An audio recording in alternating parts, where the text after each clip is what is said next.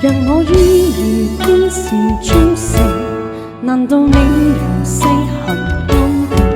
真可惜，誰要問我的還未問，自己就自夢中甦醒。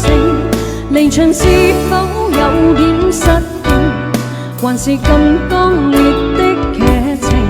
必須有這結果，才能懷念我，讓我於荒野馳騁。明知愛這種男孩子，也許只能如此，但我會成為你最牽掛的一個女子。朝朝暮暮讓你猜想如何重複我，若果親手抱住話，這不必如此。許多旁人說我不太明了男孩子，不受命令就是一種最壞名字。